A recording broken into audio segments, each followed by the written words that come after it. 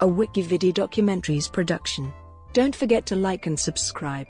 Enjoy. Tim Burton.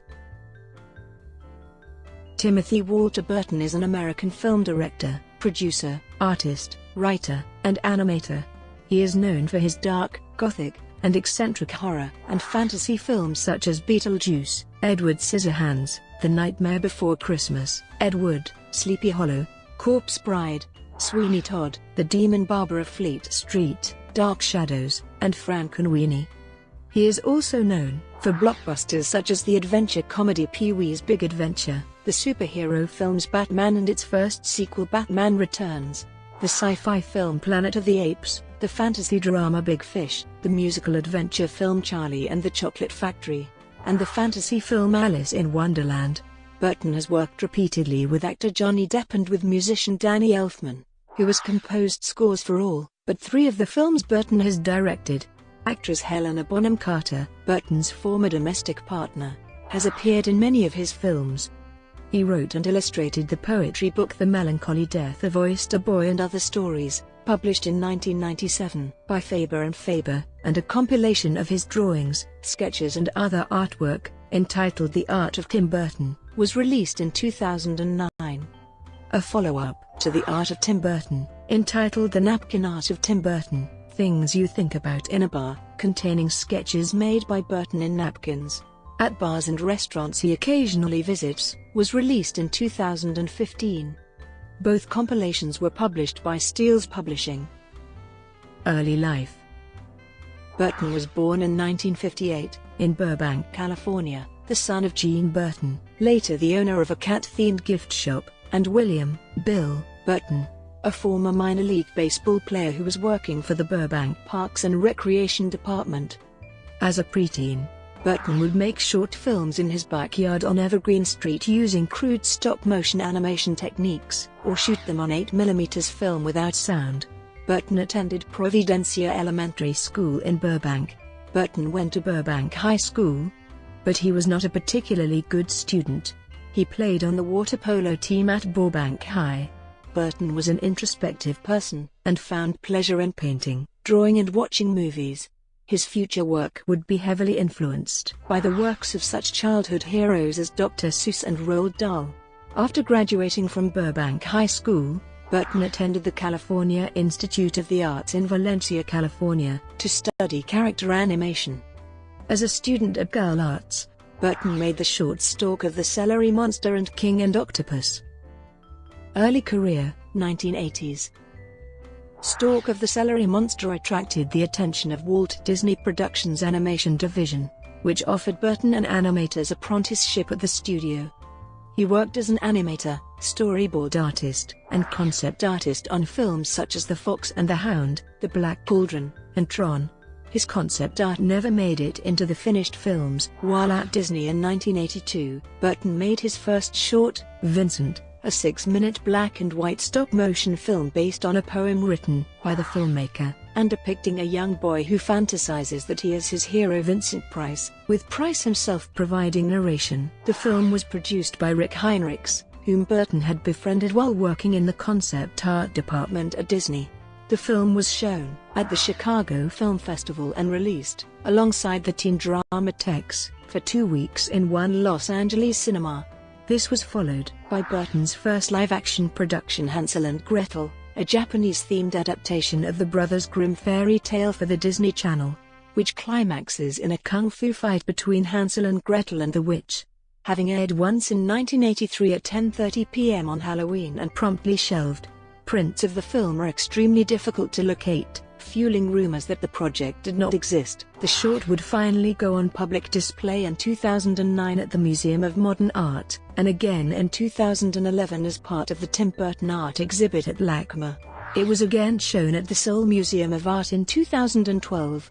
Burton's next live-action short, Frankenweenie, was released in 1984. It tells the story of a young boy who tries to revive his dog after it is run over by a car. Filmed in black and white, it stars Barrett Oliver, Shelley Duvall and Daniel Stern. After Frankenweenie was completed, Disney fired Burton, under the pretext of him spending the company's resources on doing a film that would be too dark and scary for children to see. Pee-wee's Big Adventure. Actor Paul Reubens saw Vincent and chose Burton to direct the cinematic spin-off of his popular character Pee Wee Herman. Pee Wee Herman gained mainstream popularity with a successful stage show at the Groundlings and the Roxy, which was later turned into an HBO special. The film, Pee-wee's Big Adventure, was made on a budget of $8 million and grossed more than $40 million at the North American box office. Burton, a fan of the eccentric musical group Oingo Boingo, asked songwriter Danny Elfman to provide the music for the film. Since then, Elfman has scored every film that Tim Burton has directed, except for Ed Wood, Sweeney Todd, The Demon Barber of Fleet Street, and Miss Peregrine's Home for Peculiar Children. Beetlejuice. After directing episodes for the revitalized version of 50s/60s anthology horror series Alfred Hitchcock Presents and Shelley Duvall's Fairy Tale Theatre, Burton directed his next big project, Beetlejuice, a supernatural comedy horror about a young couple forced to cope with life after death, and the family of pretentious yuppies who invade their treasured New England home. Their teenage daughter Lydia has an obsession with death which allows her to see the deceased couple. Starring Alec Baldwin and Geena Davis, and featuring Michael Keaton as the obnoxious bioexorcist Beetlejuice, the film grossed $80 million on a relatively low budget, and won an Academy Award for Best Makeup. It would be converted into a cartoon of the same name, with Burton playing a role as executive producer, that ran on ABC and later Fox. Batman. Burton's ability to produce hits with low budgets impressed studio executives, and he received his first big-budget film, Batman. The production was plagued with problems. Burton repeatedly clashed with the film's producers, John Peters and Peter Guber, but the most notable debacle involved casting. For the title role, Burton chose to cast Michael Keaton as Batman following their previous collaboration in Beetlejuice, despite Keaton's average physique, inexperience with action films, and reputation as a comic actor. Although Burton won in the end, the furor over the casting provoked enormous fan animosity, to the extent that Warner Brothers' share price slumped. Burton had considered it ridiculous to cast a bulked-up, ultra-masculine man as Batman, insisting that Batman should be an ordinary man who dressed up in an elaborate bat costume to frighten criminals. Burton cast Jack Nicholson as the Joker in a move that helped assuage fans' fears, as well as attracting older audiences not as interested in a superhero film.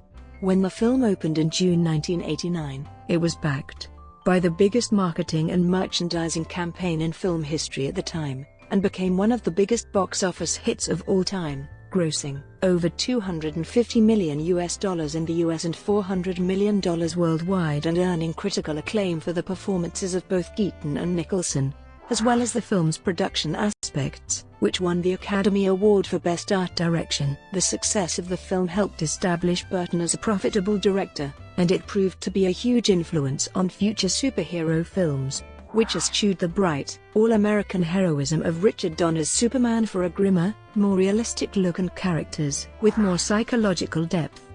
It also became a major inspiration for the successful 1990s cartoon Batman, the animated series, inasmuch as the darkness of the picture and its sequel allowed for a darker Batman on television. Burton claimed that the graphic novel Batman, The Killing Joke was a major influence on his film adaptation of Batman. I was never a giant comic book fan, but I've always loved the image of Batman and the Joker. The reason I've never been a comic book fan, and I think it started when I was a child, is because I could never tell which box I was supposed to read. I don't know if it was dyslexia or whatever.